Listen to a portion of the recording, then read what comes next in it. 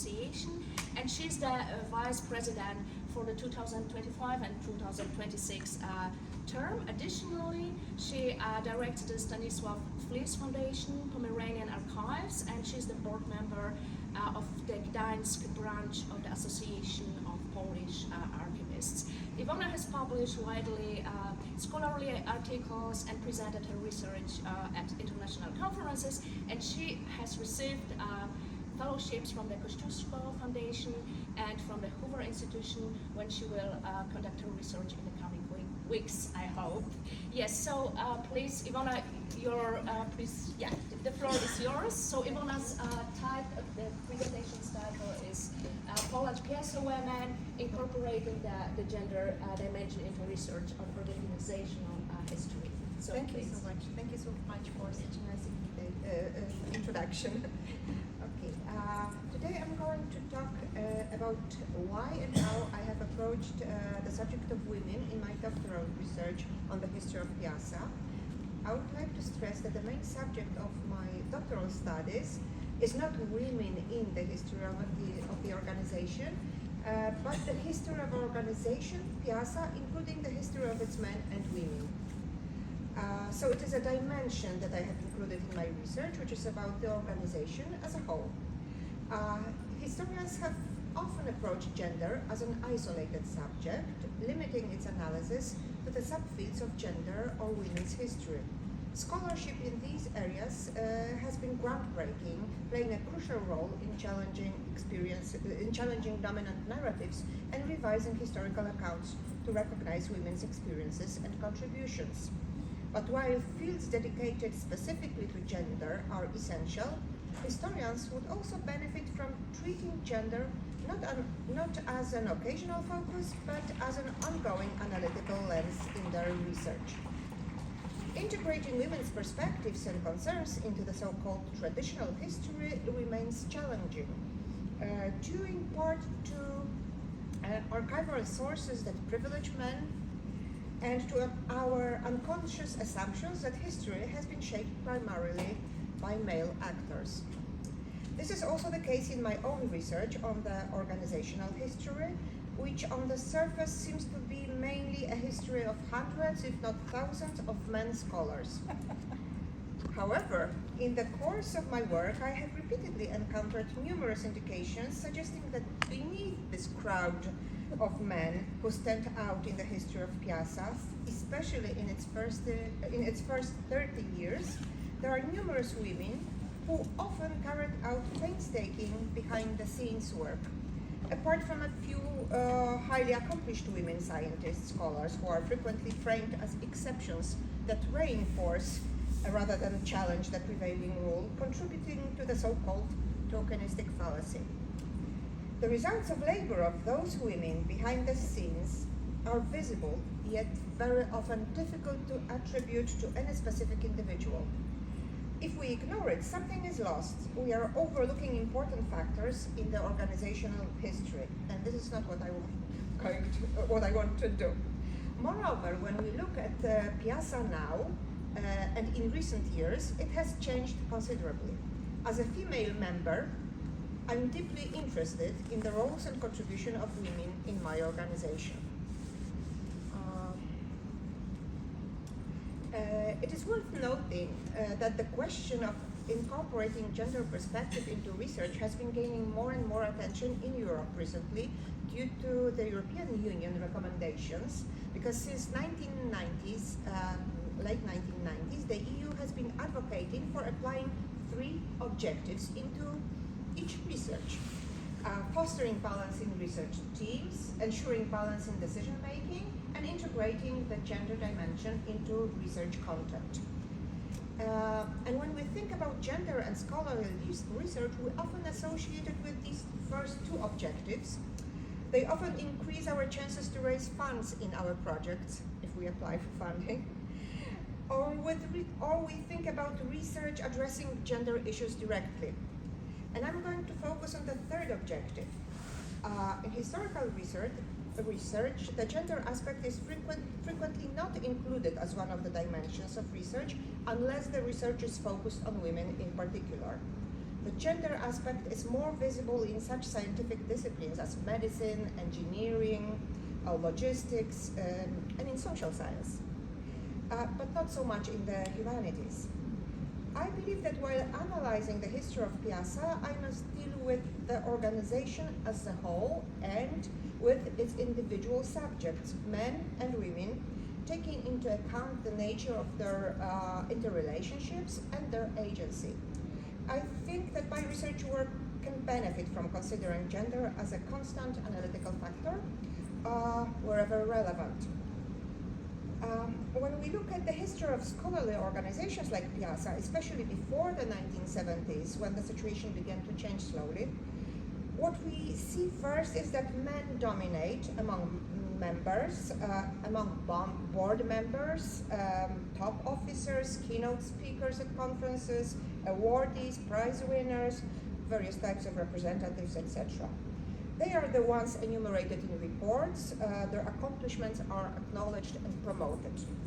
Does it mean that we should simply accept the fact that that was the men's world at that time and women did not contribute much, or their contributions were there but not significant enough to mention them? Well, women were excluded from the decision-making process and from top managerial positions, but they were nevertheless present and active, vital and indispensable in a scholarly reality of this predominantly male organization as perceived superficially.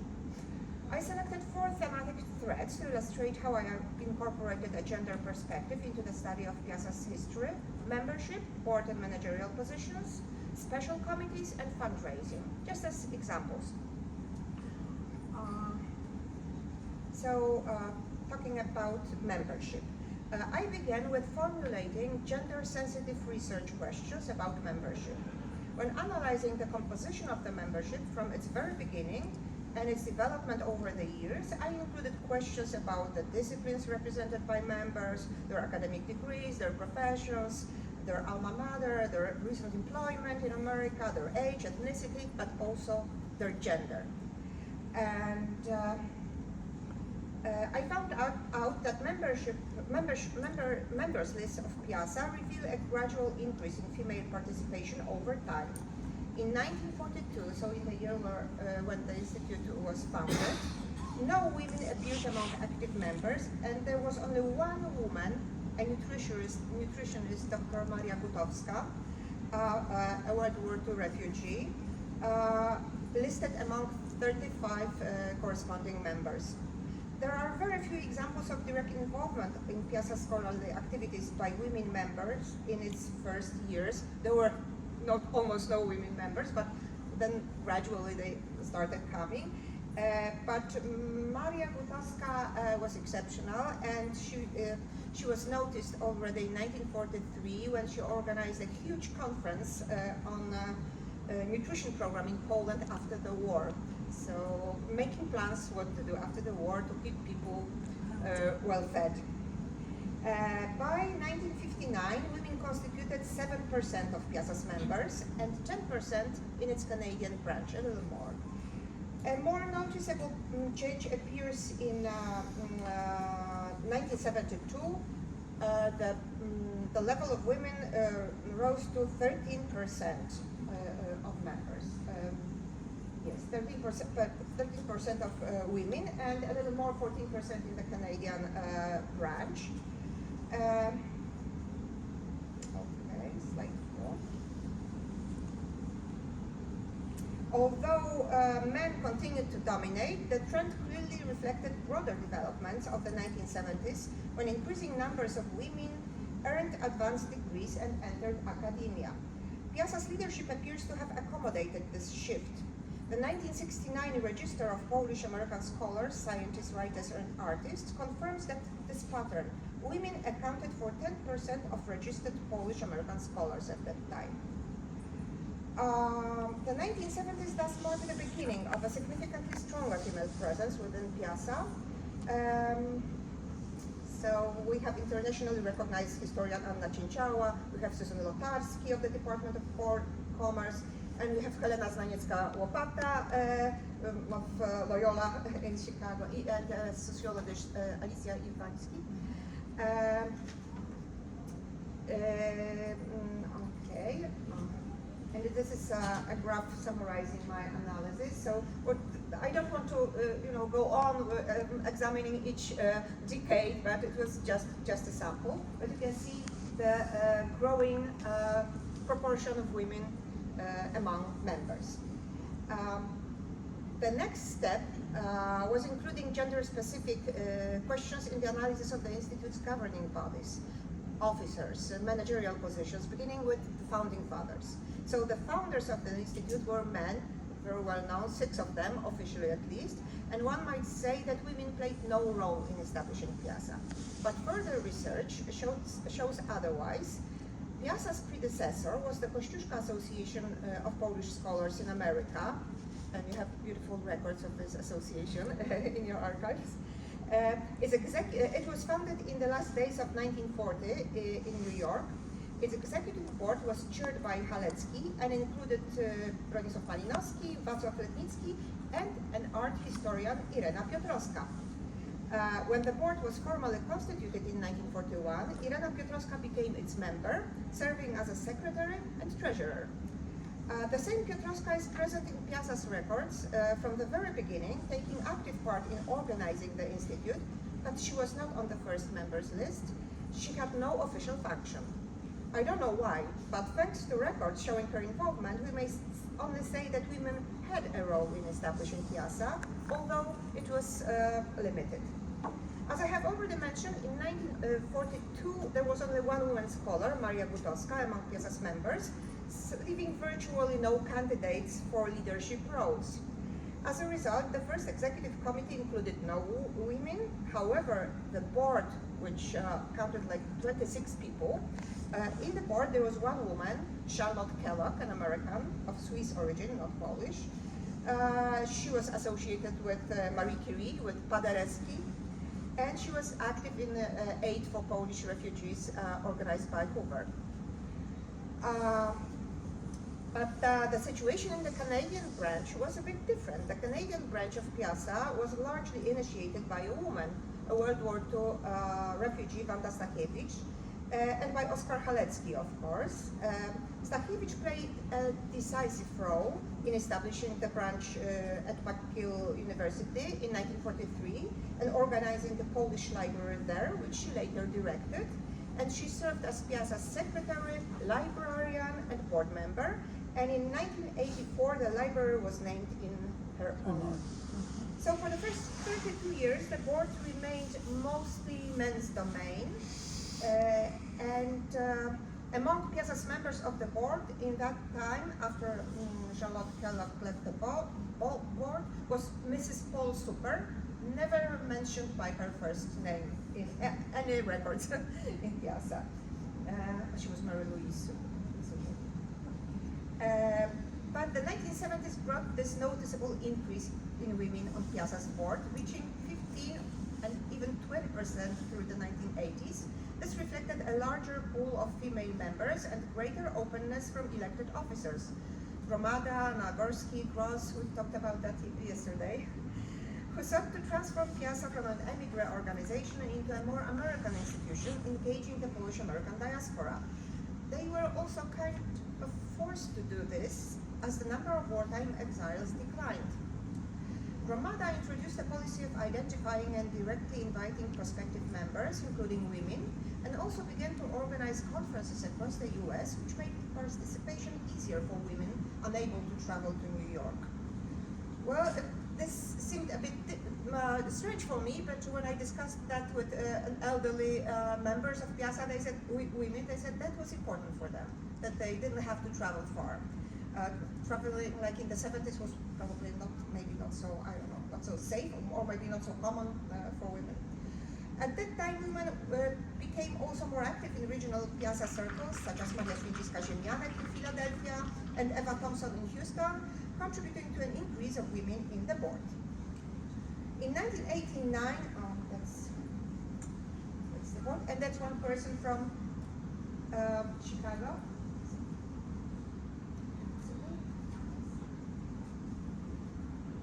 Iwona Flis. Okay, where am I? Slide 10. In 1989, PIASA had 15% of women on the board. It reflected both an increase in female members and the valued contributions of those already serving. Many women, including Iwona Flis, Wanda Wolińska, and Alina Szcześniak, were repeatedly re-elected, demonstrating the recognition.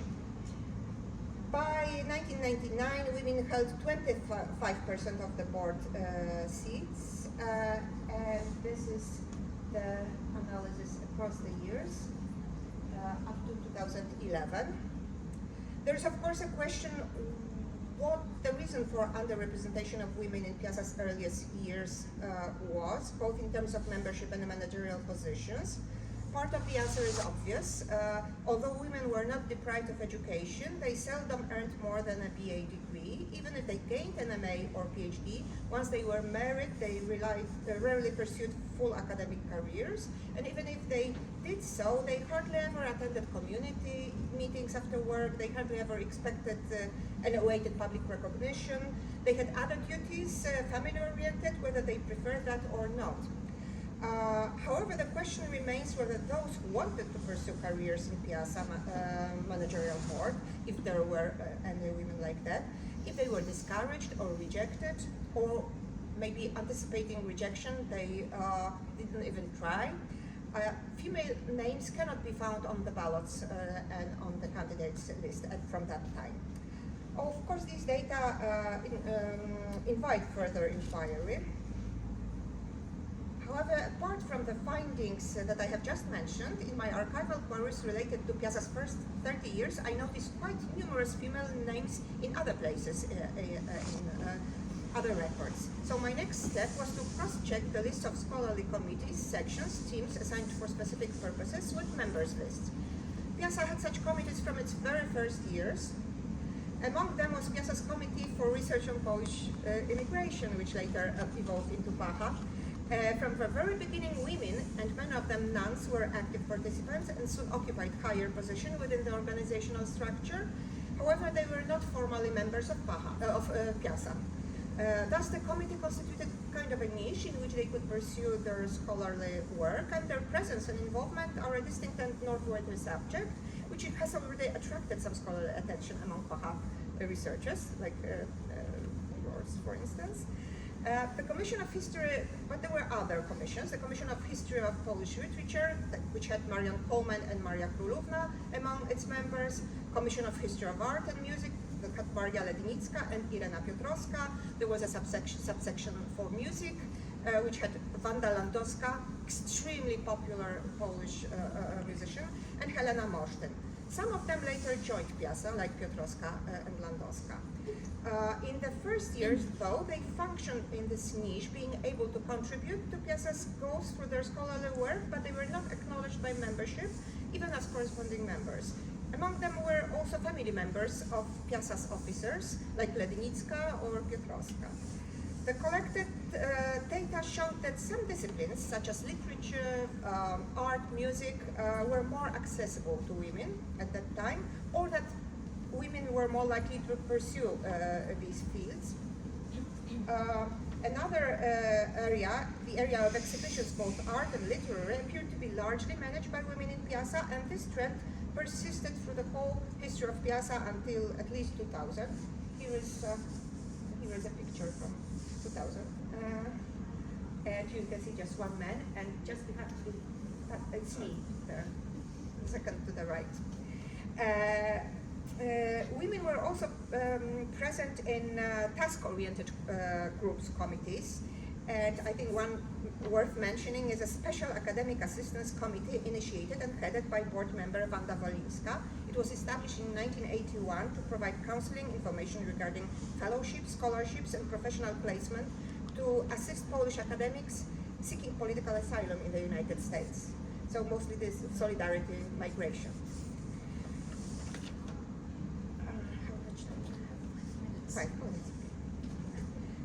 Still another area in PIASA's history that gave distinctive results in terms of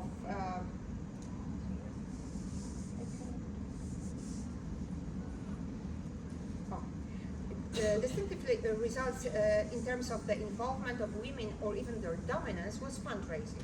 There are numerous examples of fundraising activity led by women throughout PIASA's history, and women had their own units within PIASA where they could pursue these goals. For instance, they participated in a ladies' circle, which was established in the early 1970s, which organized fundraising activities such as concerts, exhibitions, book fairs. Among them, the most active were Zofia Zeidenman, who was the wife of the Institute's lawyer, Lady Blanka Rosenstiel, Irena Vandic, Maria Rasiej, Helena Rubinstein, and Jane Kedron. Women have been more involved in fundraising activities and aforementioned committees targeting specific purposes due to a combination of factors. While men dominated in formal leadership, traditional gender roles cast women into supportive community-oriented positions. They allowed women to contribute visibly and build networks. Their relational organizational skills aligned well with these tasks and cultural expectations, especially in non-profit and emigre organizations, and encouraged women to take responsibility for sustaining communities, for sustaining institutions. Such roles also enabled them to be active and influential without directly challenging male authority. It has been interesting to notice that fundraising activity as women's domain continued throughout the 1980s, 90s, up to 2000s. One of the examples of their activity was a silent auction organized in PIASA to raise funds for selling works donated for that purpose in 2004. And 2010 there was an all Chopin concert played by Hun Jung Han with the same purpose. Both were organized by Jane Kedron and other women in PIASA. So I think the world is changing, yet certain patterns persist to a greater or lesser extent. I wonder whether women may be more often than men drawn to organizing these kinds of events, activities. I don't know, maybe it's something we like. But I do not pursue this line of analysis in my study more. Generally speaking, much of this data indicates that the further we examine the past, the more pronounced the differences between men and women within the organization in terms of their overall presence, roles, perspectives, perspectives on organization involvement, and attitudes and expectations. I then followed a similar approach when analyzing other aspects of PIASA's history, like administrative and office matters, like library and archives, the Polish Review,